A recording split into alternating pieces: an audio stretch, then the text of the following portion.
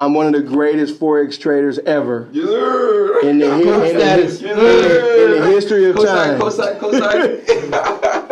Don't trade Forex. Okay. Period. Okay. If you're trading, Coming from stop. You. That's crazy. You will never make money trading. Just faking it, bro. The richest people in the world, who are they? All right. This who? Elon Musk. Yeah. Is he a Forex trader? No, he's not. No, what does he do? He has a Tesla going on. He's got his rocket going on. He invested in his own company and held those shares and whatever. Warren Buffett. Does he trade Forex? No, he doesn't. You know, being American in an African country, the perception, oh man, you guys. You got money. You got money. You got the dollar.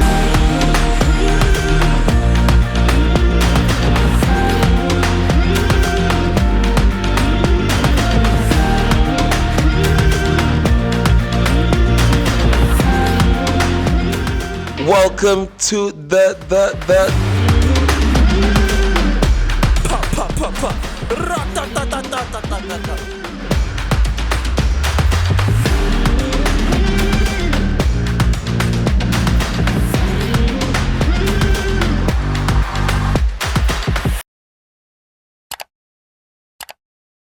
Welcome to the Posties. Welcome to the Posties. Welcome to the Posties in business. You know the vibes already. Tell me, how you doing, brother? I'm doing well. I want to say hello to the Posties family. Thank you guys for liking, commenting, subscribing, and most importantly, joining us again, guys. And we said, guys, we're bringing you bigger and better guests. Come on. And we're even trying to educate you guys. Making sure you know what's what and what's what, guys. Alex, please introduce our guests. Come on. I hope you guys are taking notes today. Take out your notepad, take out your pen. You gonna need it. iPad, you gonna need it. Because today we have a genius. Come on, guys. We're learning finance. BH. What are you saying, my senior? Are you good? I'm good, man. BSG. Yes, sir. Yes, sir. Oh, my bad.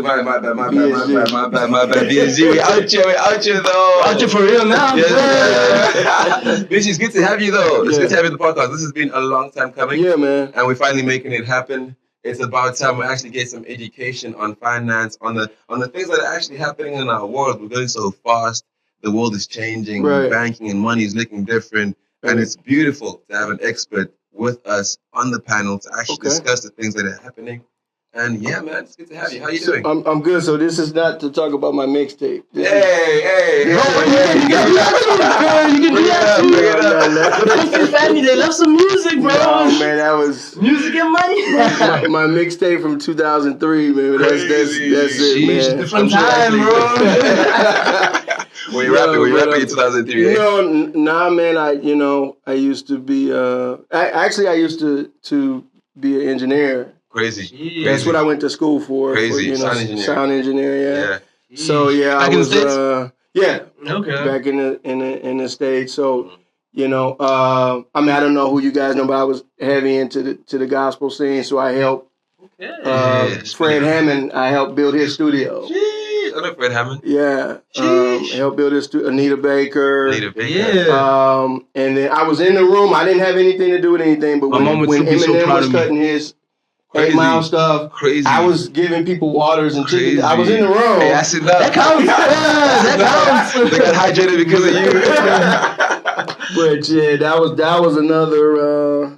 was another lifetime ago. But the thing about music, whether you're a producer, I've written songs. I've had songs that were like #1 gospel songs. Crazy. And I didn't get any money. Wow. They were Is that playing. how the deals were structured? It was. Let's get into that. They a lot, especially back then on the radio, a lot of black artists didn't get paid. So the guy that I wrote the song for, they were playing his song literally every hour. Wow. It was playing Kirk Franklin. Wow. And him. Is it him for a reason? Is there a reason why there's no name attached? No. Okay. Unfortunately, he's passed, man. Oh man, he passed a while back. But I'm just saying it was that frequent. Yeah. I've never gotten a dime. Wow. For it. So that is what kind of led me into finding, because I know like most of the top musicians from my area. Yeah. They're all broke. Yep, and that's how it works. They're all like super talented. Like even certain guys from like top like if I say their names, if I say the groups, it's like damn, and they're they're like one of the guys from a famous group. He's driving Uber. Wow. Today. And it shouldn't be like that, man. It shouldn't be like that. And these guys have traveled the world. They've written all kind of stuff, man. Toured everywhere. So when I started, my family, you know what I'm saying. Of course, I still wanted to do my thing. Yeah. But you know how it is. Your wife's like, okay, you writing these songs, but where's the money at? Right. How are you? Bro. You gotta take care of us. Exactly. I love how you already started talking about yourself because that's important. Yeah. That's important. We gotta know the reason. It's important to understand where, it's not like I just woke up one day like, finance, this is what I want to do. It was out of necessity. Yeah. You know what I'm saying? Best driving force in the world, necessity. Yeah, but man, I was broke for a long time. They say, invention is the mother of necessity, or whatever. Necessity is the mother of invention. Facts. Yeah. But broke is also part of that, man. So dude, we were broke. Like, being American in an African country, the perception, man, you got money. You got money. You got the dollar. Yeah. Exactly. But I mean, dude, I grew up in the hood. My wife grew up in the hood. When they say the hood, I'm talking about the real, for real hood. Just for context, for our viewers, like exactly where in the States? I was born and raised in Detroit. Okay. Right. Okay. So. Pistons fan? Oh, of course. Just make sure.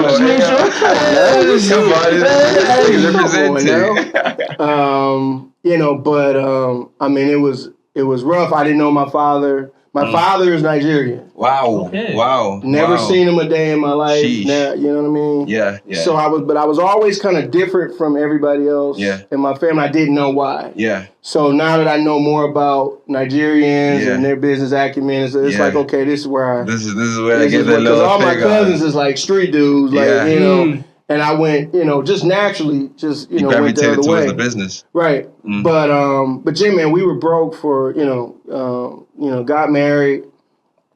I wasn't ready to get married. But my wife proposed to me, actually. Crazy. Yeah. Crazy. She proposed to me. You're the prize. Like, for real, and I'm like, I don't want to do this right now. But, she was like, I don't want to just keep, living with each other, and not actually, we're not married, yeah. So it sounded like a lot of things were serendipitous in your life, from your father to where you were from, and then the comparison with your cousins, and now you even get to the point now where you're making active decisions. Can I ask you, why are you in Africa right now? Why are you in Cape Town? Honestly, man, because we lived in Europe for a couple years, and it was the most boring years of our life, bro. Really? It was so. That makes sense. Again, man, like if I can convey anything, during this podcast, is, man, like I know what it's like for Africans to feel like the grass is greener. Yeah. And depending on the situation, maybe for some people, but man, y'all have more opportunity in Africa on so many different levels. It's crazy, man. But we live, first of all, America, we left America because of George Floyd stuff. Yeah. Okay. Yeah. I've been arrested by the police 4 times, and I didn't have nothing to do with it. The first time I had a gun put on me, I was 8. Crazy. Wow. Crazy. 8 years old, man. Just in the car, and my aunt was driving, and we must have came up on this sting in this house. Yeah. Crack house or something. Yeah. So a sting operation, just for context. Right. We didn't know. We just saw a bunch of dudes in plain clothes running across the street. Yeah. So my aunt is driving, and the cop just pulls a gun on to get her to stop the car with it. But he could have just said, hey, stop, right? Checking for something. And she was so scared, she took her hand off the wheel. She did this in the car. You know what I'm saying? And then that was my first experience with the cops at 8. My next experience, I was 12. Yeah. In middle school, they brought the gang squad into the school Like they called us like we were gonna have a school assembly. Are these those homies that's supposed to intimidate you from like yeah, like the scared straight dude. Yeah, but they told us we were like going to the cafeteria for like cookies or something. Come on, we like okay, what's going on, and then next thing you know, these dudes come in with guns. Crazy. And just start. We're 12, man. They start pulling dudes out the crowd. And, talking tough to him. This was before Scared Straight was even existed. They were doing it in real life. So that was the second time. But, one time I actually got put in jail for parking at a Little League baseball game. Jail. I was on my way to church. Right? Yeah. And it was my first time going to this church. And just to show you how crazy. I believe that, all musicians should get paid. Yeah, right? I agree. And so church musicians really a lot of times don't get paid. You know what I'm saying? Because you're the PK. There you go. So my mom had been playing for this one church. She was finally getting paid after like 20 years. Wow. But I was like totally against that. Well, for whatever reason, I decided I was going to help this church out. I'm like, you know what? I'm not going to charge them anything. Yeah. I'm just going to do it for God. Do it for God. Okay. So I'm supposed to show up for rehearsal at 7 o'clock, and I was 15 minutes early. The church was locked. So I'm like, well, I'm not going to sit here. Let me go across the street from the church and watch these kids play baseball. Yeah, sure, why not? So I parked there, and there were other cars parked there. And so somebody, I didn't know who, he was like, yo, you got to, move your car. I'm like, I'm not gonna be here long, bro. I'm going to the church across. Just give me a couple minutes. He was like, no, you gotta move your car right now. I said, well, what's these cars? Don't worry about these cars. You gotta move your car. Yeah, come on, man. I'm like, dude, I'm gonna be here 5 minutes. To be honest, 15 minutes, church is about to open. Right. I'm not doing too much. I'm not doing anything. So I stayed there 5 minutes. I went across the street. I saw my guy coming in about to open the church because I'm literally across the street. Yeah. And next thing I know, I see these cops pull up. Crazy. And they were like, were you just across the street? I'm like, yeah. I'm already done, bro. And it was like, well, let's just give us your ID and let's see what's up. And I had an expired license. So that part was my fault. Bro, but an expired license does not mean anything. Come on, bro. It doesn't add up. I'm like, hey, here you go. My license is expired. I was in a different state at this time, and that's why I was expired because we had just really got to this new state, so we were still setting things up. Yeah. So he threatened to tase me. He impounded my car. I had a Range Rover at the time. He impounded that, and then proceeded to go on the scariest, not police chase, just regular driving. This dude was almost hit cars 2 or 3 times. I was yelling in the back. I'm like, yo, bro, you about to hit the car. Literally. He went over his girl's house. He put something in the back of the trunk, some evidence in the back of the truck, craziness, and then, put me in jail. Didn't let me do any phone call. Wow. And y'all don't think I'm lying, but I'm telling you. No, I ain't talking about what I just said. I'm talking about what I'm getting ready to say. Yeah. Oh, the cell that I was in, you have the toilet. There was so much feces piled up. It was over the toilet. Bro. So I couldn't sit on it. If I had sat on the toilet, feces would have literally went up my ass, bro. Sheesh. So at that point, I turned into Denzel Washington. Yeah. Because I have a history of asthma. Oh, yeah. So I started. got you. I'm laying on the ground. And they're like, oh, we got to get him to the, I guess they had a medical facility or something. Inside the jail. Yeah. And so they gave me what's called a nebulizer treatment.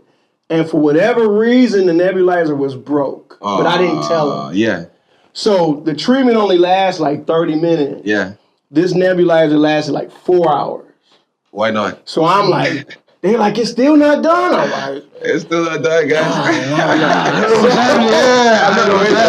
Crazy. So, but long story short, that case got thrown out. They had to pay me my money back for impounding my Range Rover. And what's 100%. Crazy, man, this is how you know God is real. Yeah. I had a court date. Yeah. And, of course, I'm getting ready, like doing internet, so I'm going to represent myself. Yeah. I'm not going to do anything. And God was like, don't look up anything, don't say anything. Okay. I'm like, you sure? Did I hear you right? Like, yeah. He's like, don't say anything. I'm like, all right. So literally, man, I get to the judge. This dude is throwing everybody in jail. Everybody is going to jail. Are you watching this? You see I'm my last name is closer to the end of the alphabet. So, I'm watching this. And it gets to me, and I'm standing there. And he looks down at my case. And he was like, officers, you weren't there when this stuff was going on? It was like, Crazy. No, we weren't there. Crazy. He was like, sir, you're free to go. I didn't have to say nothing. That was God, man. God's plan for real. 100%, so 100%. I got my money, and it was so important because that night that I got arrested, my kids were, unknowingly, they were there waiting for me. Crazy. Because I called my wife to say, come get me up. Because I'm thinking they're just going to process me. Quick in and out. They were there for like 12, 14 hours allegedly, right? Eesh. So my kids were, so when I come out, I see my kid, I'm like, so when I got my money, the first thing I did, I went home and I put all the money on the table to show them that dad is innocent. He had to give me this back. Because I didn't want them thinking, Exactly. So, long story, when we saw the George Floyd stuff, I'm like, okay, I've already dealt with this stuff. I know how this thing goes. I don't want my son dealing with this kind of stuff. Yeah. We need to get out of America. So we started looking at France and Germany and different places.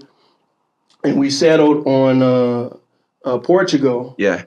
And so all the YouTube videos was like, oh, Portugal is so the beautiful. Best. Yeah. You got to go there. We talked to people. We went and visited once, and it was we went to all the touristy places. Cute. Right. It was cool. Yeah. And so it was a whole process trying to get there. And we finally got there. And, man, I'd say probably 2 weeks in, we knew it was a mistake. Really? What was the first sign? Racism, number one. Number uno. Trying to get a place. Gotta love Europe for that. Right. Yeah. We see online this is available.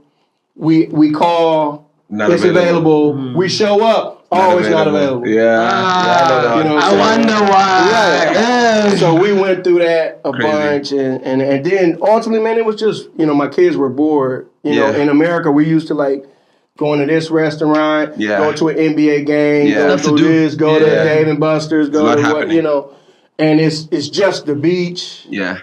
And the infrastructure is terrible. Like the streets you guys have in Cape Town. Don't tell me that. Way better. Don't tell me that. Way better than Portugal. Crazy. I'm talking about like the real Portugal, like Lisbon. Yeah. They don't have sidewalks.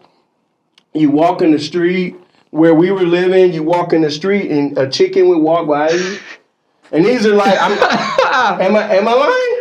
That's hilarious. My son would tell you, and these are supposed to be like $2-3 million houses that we were renting. Yeah, all the houses were falling apart. Yeah, that's ultimately why we left. Our house was falling apart. This nice house, all kind of crap. I'm like, man, this is it's boring, not worth it. It's right? not worth it. Yeah. So we went to Dubai.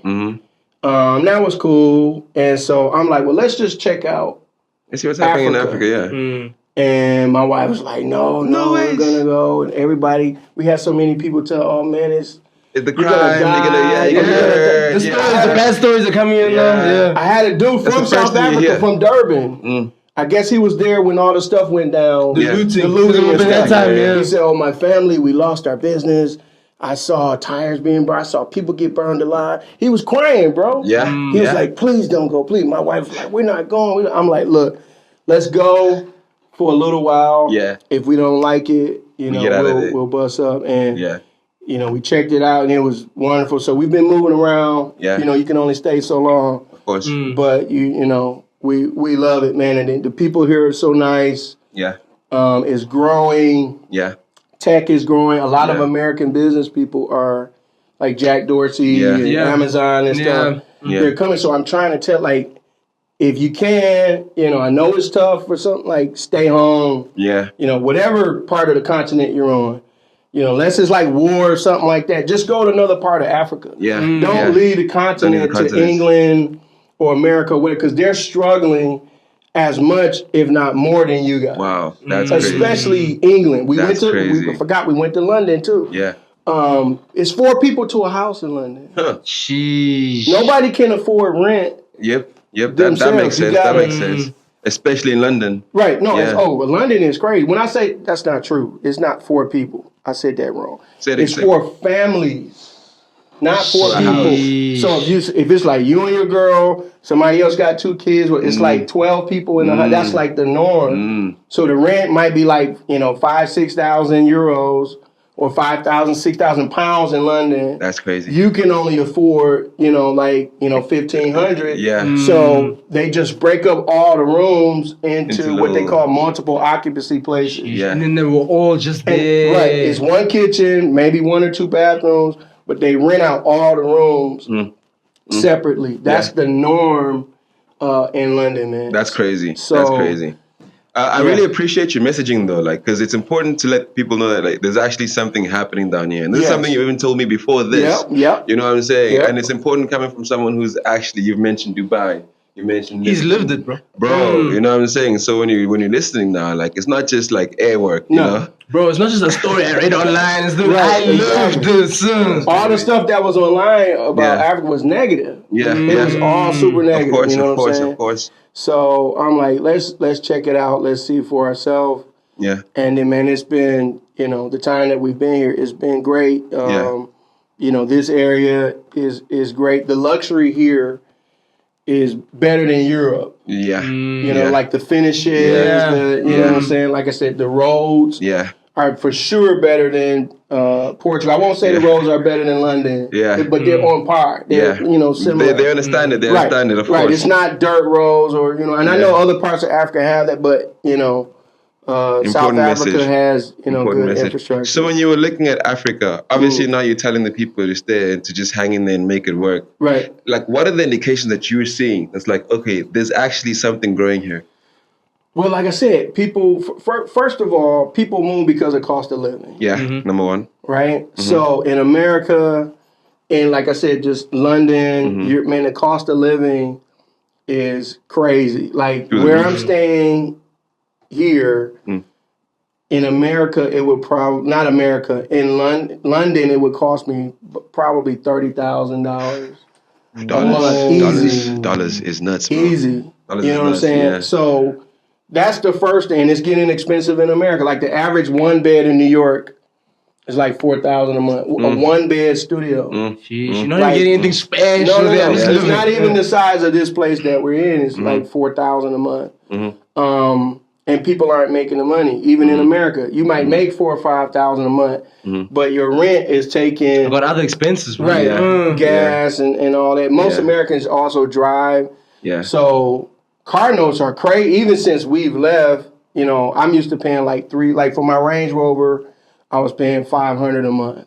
Well, now for that same car, it's $1,200 a month. Crazy. A little basic car might be $700-800. Yeah. Then you got insurance, which is another $200-300 and all that. Yeah. So people are starting to Uber more and all that. So it's the cost that's sending people not just to Africa, but they're going to Thailand. Yeah, I saw Japan is popping. They're going to Bali. They're going to wherever. They're going to Mexico. I got a lot of friends that live in Mexico. Going the other way across the border. Absolutely right. They talking about illegals coming in. Now we trying to leave. Americans are going to Mexico, so that's the first thing. But specific to Africa, this is just my personal experience, and you're talking to other people. Yeah. It's the talent. The creative talent is here. People speak English. Yeah. That was another big issue for us. Important. People didn't really speak English well. Portuguese. Right. Yeah. There you go. That's the only thing I knew. I went around for 2 years saying obrigado. Sir, what do you want in your cheeseburger? Obrigado. They speak English, and Africans. I'm gonna say this. This is gonna piss some people off. Let's talk about it. I've studied this DNA, so on and so forth. Africans are smarter than Americans. Hey, I'll take that. Like just naturally. Sheesh. Okay. Just and it is biographical. Like we ain't got time to break it down, but literally there's more. What's the word? I don't want to use the wrong words, but somebody did a study on this in the 60s, and they were trying to prove that white people were superior. Yeah, they were trying to do that. They were trying to prove that. No one heard that quiet. No one heard about that study for a reason. They found out that it was the exact opposite. Crazy. That Africans naturally had more like concentration of DNA or something in their brain cells and stuff. And you see it. Like, I've seen young kids like painting incredible photos in Nigeria and stuff. They're like 6, 7 years old. Yeah. I've seen videos of kids knowing calculus at 9 and 10 years old. Yep. You know what I'm saying? So and it's like they don't have the same resources. So they're doing more with less. So if somebody actually spent time, you know what I'm saying? And let's hone this. Exactly. With the resources and everything. Absolutely. It would, and we saw that even with basketball. Yeah. Right? Like in South Sudan. Right? They only been hooping for like 5 years. They're just a 2-year-old country. And so, Luol Deng went over there. Shout out to Luol. Yeah. And hey, I'm gonna teach you the game. And they almost beat LeBron and Steph about 1 point. You know what I'm saying? That's crazy. So same kind of thing. If you spend the same amount of time, right, with people who are naturally better at certain things, it's going to yield better results. And so I think people are now starting to see that and realize that. And I heard about it first. Yeah. But being here, I've experienced actually get to see it. I love it. The music scene is crazy. You guys killing it with the Amapiano and stuff like that. And that was y'all thing that y'all birthed. Most of the time the vibe comes from America. It goes elsewhere. Exactly. That's the first time I ever seen something come from Africa and actually go outside. The whole now you got Chris Brown doing it. Afrobeats king. Afrobeats king. So I think that's what's attractive. But when I could talk all day, we can get into the. That's what I was saying. Let's get into it. I'm enjoying it. I mean, obviously we're at the stage right now, like the world is moving, and not only moving, but now our trades and our currency is looking a little bit different. Yeah. So teach us a little bit about that. Like, what's the first thing everyone needs to know when it comes to crypto? Before you understand crypto, you need to understand money. Okay. So that's the first thing. Okay. So let me ask, do y'all know what money is? Like, how would you define money? I think so. All right, you tell me. Okay, if I had to give an answer, what's money? It's something we put value to that we can use to exchange for other things that we find valuable. Yeah, that's a short answer. What would you say? Along the same lines, but then also the thing doesn't necessarily need to be tangible. Yeah. Okay. That's what I'd say. Like, give me an example. If I really want your cap, and I've got a value of like 500, but like you want to change that for my time. Facts. Okay.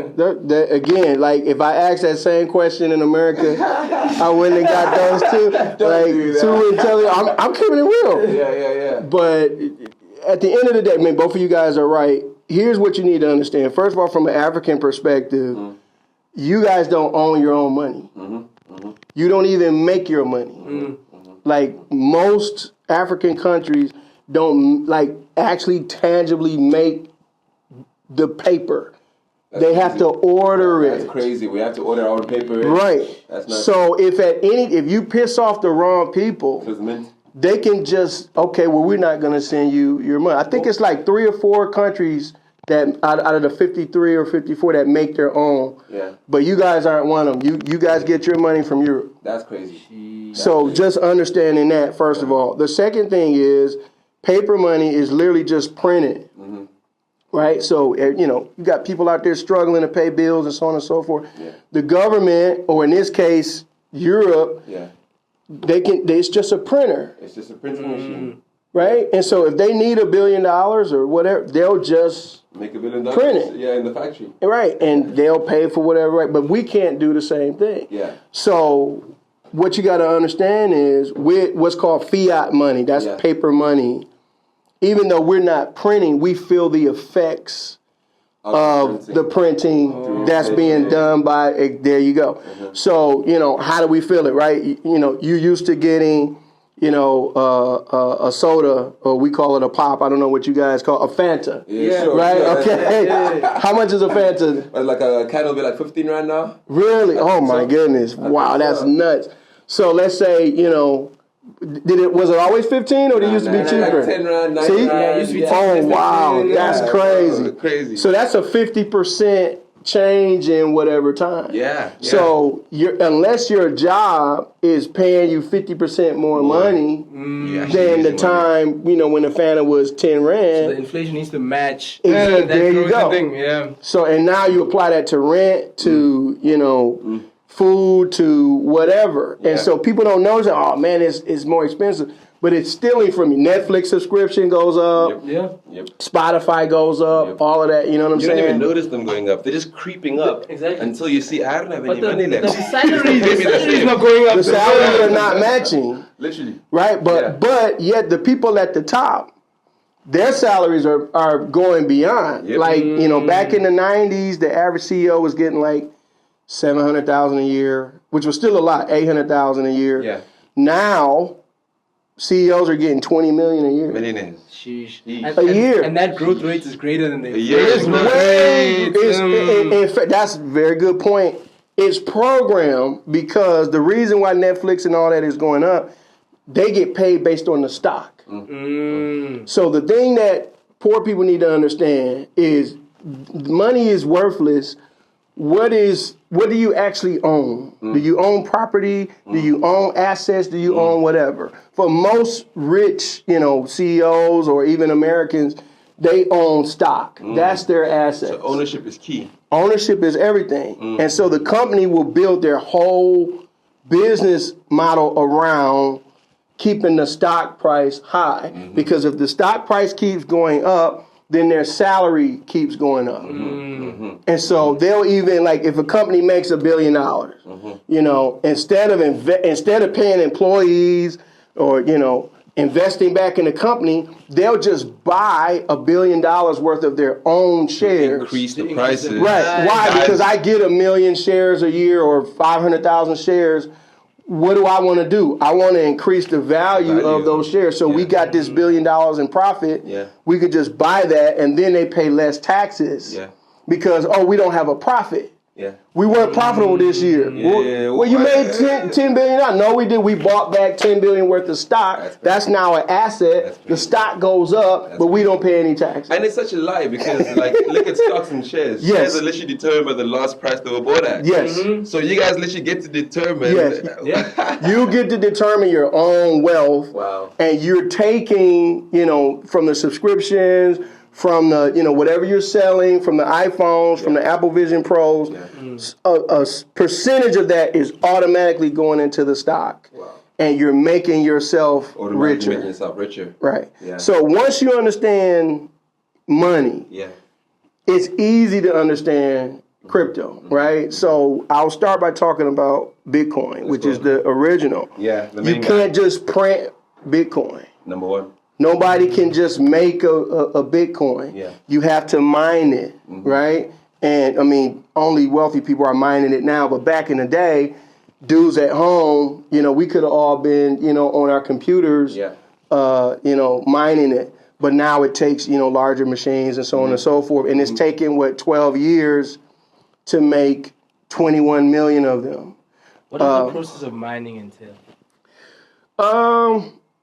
It's a software that relies on a mechanism that the computer needs to solve a problem. So it's like, the software says, all right, I have this mathematical equation. It's a very difficult mathematical equation. The first computer that can solve this will get a block of Bitcoin. Right? And let's just say, right now, a block of Bitcoin is 10 Bitcoin. That's not the case, but we're just going to, use it as that. So these computers autonomously will fight and, try to figure out, which makes it fair. Exactly. And then whoever solves it that will get the block. Well, here's the thing. Like I said, back in the day, maybe might have been 100 computers back in 2010. Trying to figure out. Yeah. Now there's literally hundreds of thousands of computers all working competing at the same time. Which makes it more harder to win. Number one, but it also makes Bitcoin more scarce. So now there's only like 1.5 million Bitcoin to be mined, and it's going to take, I think, 112 years to just make the next 1.5 million. So that's the technical part. The regular part is you own before we go too far, is that a good thing? Absolutely. Well, what did we just talk about? We just talked about printing, right? Yeah. The United States can just during COVID they printed 20 trillion, right? And they just gave the average American, they gave them like $4,000. Yeah, that was because people weren't stimulus checks, right? Right? And so again, people, oh man, Americans are rich. No, man, government just give money away sometimes, right? So they printed 20 trillion. They printed more money in the last 4 years. They printed 80% of all the money in existence. That is wild. In the last 4 years. These numbers are just mind blowing, man. Like, excuse me for wowing the world. So think about how long the dollar's been a thing, right? Yeah. So you can't do that with Bitcoin. So if it takes another 100 years, all that means is the existing Bitcoin, if you want it, you're going to have to pay more. It's going to go up in price. And so now you have people who hated on Bitcoin, BlackRock, Microsoft, JP Morgan. They're just now starting. Yeah, even governments are jumping right, in. Of course. El Salvador. And so they're just now starting to get in. Yeah. But from a user standpoint, you own your money. Right? You keep it either on your computer, on your phone, whatever. Like everything I'm doing here, I'm living off Bitcoin. Wow. I haven't touched $1 in probably 4 or 5 years. That's crazy. Everything is Bitcoin because I bought in 2013. Sheesh. Yeah, good eye. And held it. Yeah, good eye. And just, didn't sell it. And, you know what I mean? And my whole family, my wife is like, you need to sell that stuff. I'm like, let's be patient. Yeah. Right? And now I literally I don't have a job. Yeah. I don't generate any income. Yeah. Nothing. It's just Bitcoin. But I'm living off of like pieces, like tiny pieces of 0.001 something Bitcoin when I bought in 2013. Yeah. And, the government can't shut it down. They can't stop your transfers. They can't. Right. So, when it comes to Africa or other emerging countries, the most important thing is that you control your money. You control the narrative because I know guys who have made $3, $4, $5 million. They catch a case. The government takes their money. Because they own your money. They printed it. It's mine. Right. Bro. So, and Bitcoin literally, as long as you hold your Bitcoin, nobody can, just arbitrarily take it from you or whatever. You know what I'm saying? Yeah. So that's the most important thing. Besides that, you're really just buying into something that's hedging against inflation. I like that. Okay. I like you know what I'm saying?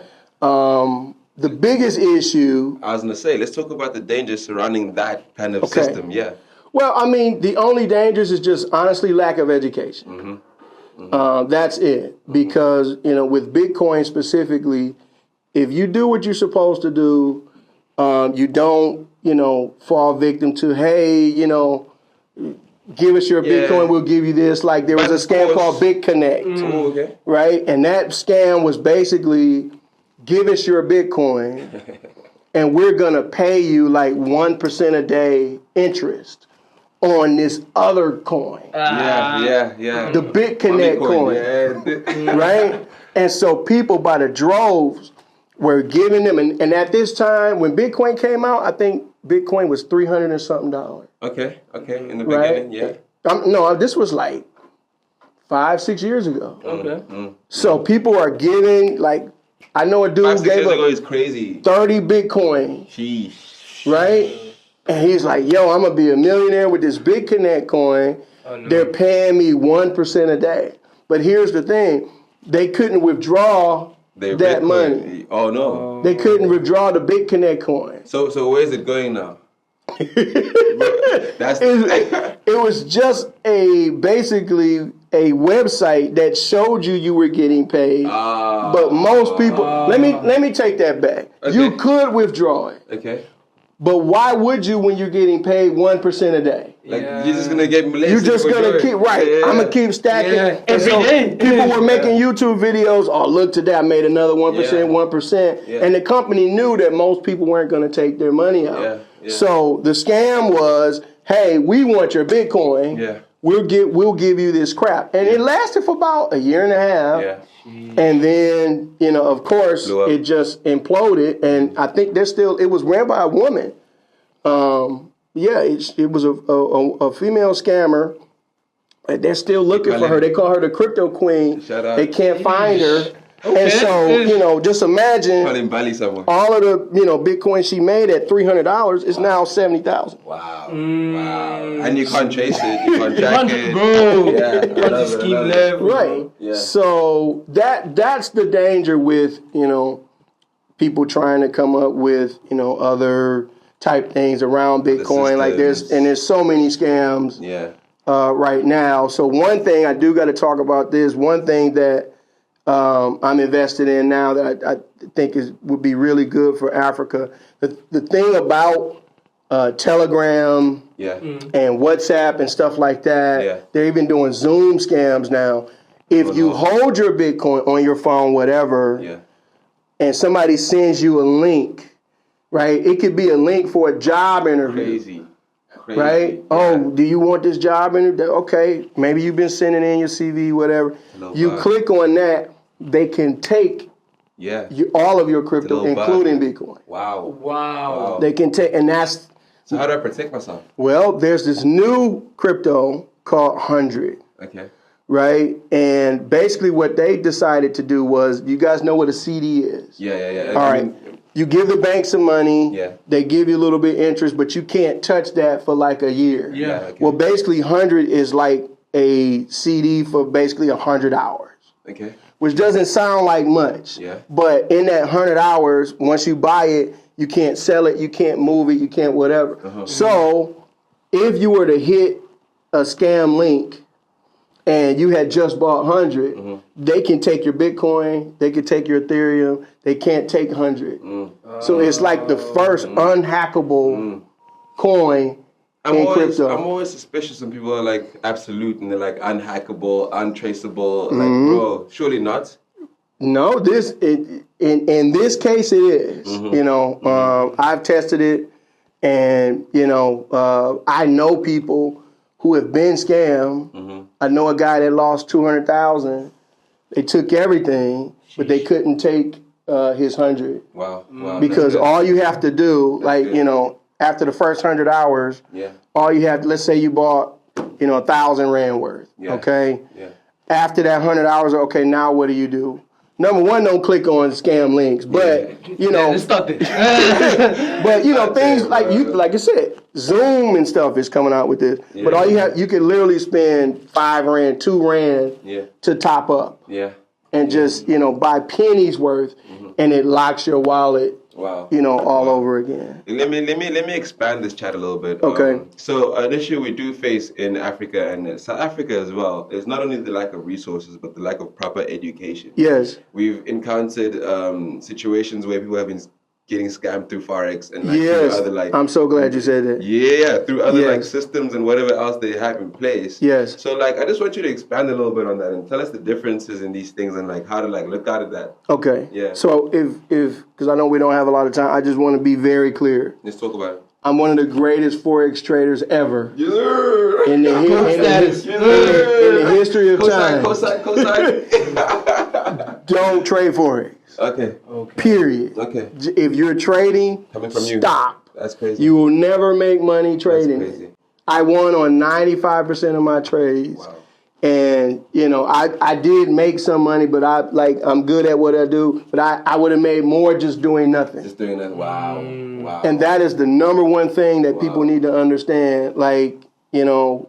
Forex is designed for millionaires and billionaires just to move. There you go. To move money around. Yeah. That's the only reason it's there. But once you understand fiat, why would you try to trade something that any country at any time can print trillions of dollars of at any? So you don't know what the supply is. They could upset your wallet just like this. Exactly. Just like that. You're fighting the system. And we're not even getting into prop firms and all, that makes it worse. But just don't. You will never make money. Wow. Trading. Wow. Forex. Okay. Never. Okay. So we can already just say, guys, those scams. Let them go. Right. You don't have to worry about the scams. Just don't. You know what I'm saying? Yeah. The best thing to do for any, if you think crypto is a scam, okay, fine. Yeah. Just I don't know what stocks you guys have here or whatever. Mm-hmm. What the Bible teaches you, what I ran away from or whatever. Mm-hmm. Just hold it. Mm-hmm. Mm-hmm. Buy something, invest in it. Do nothing. Saving. Just, right, but don't put money in the bank. Hey, because we again got to think about fiat. I'm glad you expanded. Don't put money on the bank, but invest in stocks, in real estate, in assets, in yourself, in whatever, and then be patient. What people have to understand, because I did all of this. When you're broke or when you're struggling, whatever. You quick money. And a lot of these Forex guys, they go and rent these Lambos. They go and rent these Ferraris, right? They'll hire a videographer to show them partying or whatever. They'll have some girls at the party. None of them are making any money. Here's what they're doing. I'm about to spill the beans. Amen. This is what you do. You get 2 accounts. You get 2 phones, right? And you go in on a Euro USD trade.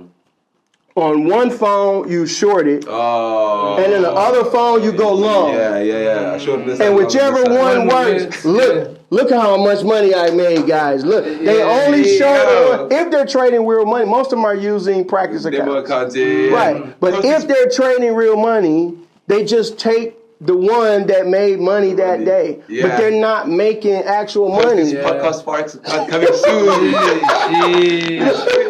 That's right. They all faking it. All of them. And even the Europeans, they're doing. I just watched a podcast where a guy actually said, if you want to create a course and you want to fake it, for $2,000, I'll let you take a picture with my Lamborghini, come to my Airbnb, and show it, and then you can upload to your course. And they call it Fugazi or Fugazi. I don't know which one. Just faking it, bro. The richest people in the world, who are they? All right. This who? Elon Musk. Is he a Forex trader? No, he's not. No, what does he do? He has a Tesla going on. He's got his rocket going on. He invested in his own company and held those shares and whatever. Warren Buffett. Does he trade Forex? No, he doesn't. He's a stock trader. He's been holding Coca-Cola since 1989. Dairy Queen since 1993. Wow. Right? He buys what he likes. He said, I don't buy stuff I don't understand. I like to eat McDonald's. I bought McDonald's stock. With the most simple investment ethos. I bought Dairy Queen. I like ice cream. And he's been holding them since like the 80s and 90s. Wow. And you can just go down and down and down. List. Nobody in the top 1,000 richest people, even probably 5,000 richest people, are Forex traders. The only guy that made money on Forex, I forget his name. He's a big political guy. But anyway, he basically conned the government. Soros. Thank you, sir. Oh, really? George Soros, he conned the UK government. Jeez. That's how he made $1 billion. Yeah. He I know my boy Georgie. He stored up so much money. He was like, yo, if you don't do XYZ, I'm going to drop all these pounds and I'm going to collapse the market. He was holding more pounds than the UK government at that time. Crazy. So that it forced him to make $1 billion on his trade.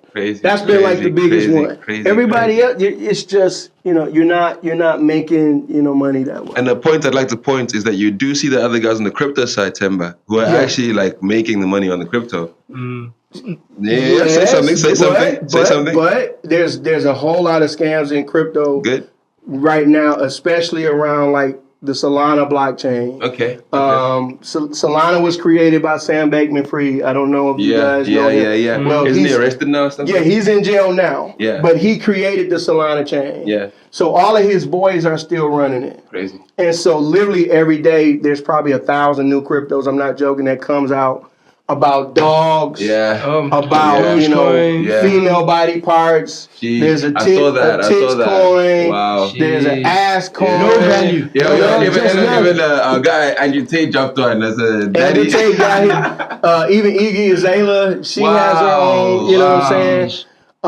And thousands every single day. So what's the game there? What are they doing? Well, there's two things happening. Number one, they're using what's called bots to fake transactions. So when people, the reason why you know about it is because when you look it up, it pops up because they're using the bots to actually get that. And it's like, yo, there's, 1 million transactions today. People are really buying it. No, it's just bots. But for the 1,000 people who might actually buy, if you put $1,000 in, 1,000 times 1,000 is $1 million.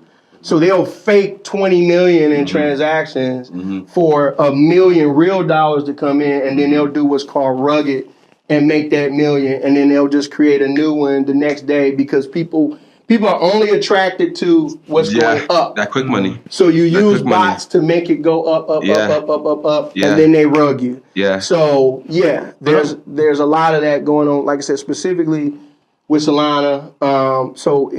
Like I said, I would stick to Bitcoin. Yeah. Learn about Bitcoin. Yeah. As I said, 100 nobody knows about. Yeah. Like, you look at the chart like what's going on. Yeah. It's not using bots. It's real. It's like real Bitcoin money. Back in the day. Yeah.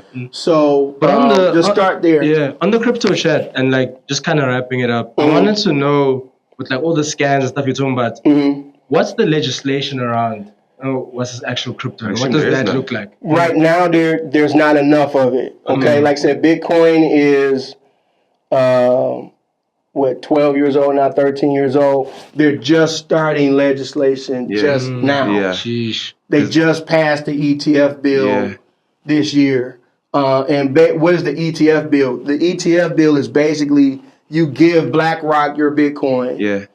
And then they give it's kind of like BitConnect, honestly, but then they give you 1% a day. Not 1% a day, but you give them, like, I'm not a fan of. I understand it's bringing people into the space. Yeah. But that's the beginning of it. So all of these, like unions, police unions, schools, they're gonna start putting their pensions. In Bitcoin. Yeah, through BlackRock. But they don't want, like, because they're scared, they don't want to, like, you're not going to have the police union holding $50 million worth of Bitcoin on their phone. Yeah. On their laptop. They need an intermediary. So they'll trust BlackRock. Yeah. And give it to them. BlackRock becomes the custodian. Yeah. And then, you just hold the BlackRock token or whatever. But at least it's regulated. Okay. And you can sue BlackRock. That's the issue. Right? If you lose your Bitcoin, there's nobody you can sue. But if you use an ETF, right, you can sue BlackRock. And that's what everybody has been looking for. So it's still early. Yeah. You're not too late. I thought I was late in 2013 when I bought it. Yeah. You know what I'm saying? So Bitcoin is probably going to hit $1 million. Wow. You know what I'm saying? So we're at 60,000 now. You're still like, 15, 16x from that. Yeah. And then I have a channel where I focus on startups. Yeah. Because that's where you make the real impact money. Yeah. You can lose everything because it's a, startup, but all it takes is one or two of them. Yeah. And so I've had at least 20 cryptos to do more than 10x. I've had 4 or 5 to do 100x. Yeah. And then I've had 2 or 3 to do 700 or 800x. 100 right now sitting at an 800x from where it started. I got in. Sheesh. And it's still going. It's still unknown. Yeah. So it could easily grow, another 1,000x. So if you want to check that out, I have a YouTube BSG, the Millionaire Maker. Yes, sir. Check that out. Yes, but start with Bitcoin, learn it. Yeah. Educate yourself. Just don't trade it. Don't trade it. Don't trade stocks. Don't trade Forex. Just invest and hold. Yeah. And your life will be better. Yeah. Go play basketball. Go work on your other business. Go. You know what I mean? That's what if I could give one piece of advice, because I lost 6 figures learning to trade. Like when I say I'm a great Forex trader, I am. But I lost 500,000 before I became great. Crazy, bro. Really, I could have just took that money and just did nothing. And I probably wouldn't be a billionaire, but I'd be close right now. If all the money I lost, because I was trading Netflix at 20 cents. Wow. Netflix is probably 200 something. I was trading Facebook at the IPO. I was trading, you know what I'm saying? Yeah. When I could have just... The IPO is crazy. The IPO is wild, bro. I was at the beginning, bro. I'm trading, right? And so, God showed me, he was like, yo, man, you're doing too much. Yeah, true. Just relax, And once I learned that, I'm like, all right. It was hard. I'm like, but all right, I'm just going to invest. And my first thing I did that with was Bitcoin. Yeah. And I bought it for $1,000. Yeah. And then a year later, it was $150. Yeah. And I'm like, I'm losing my money. But over time, it recovered. So that's the best advice I can give. This conversation was educational. We need to have another one, bro. I'm here, y'all. Y'all know where I'm at. Yeah, 100%. They kicking us out now. They've been knocking on the door. Hey guys, Posties family, we're giving you some informational content there, guys. Thank you as always for joining us. Thank you for liking, commenting, subscribing. Check out BSG, guys. We're gonna give you more of that information. Yes, and as always, the journey continues. All right.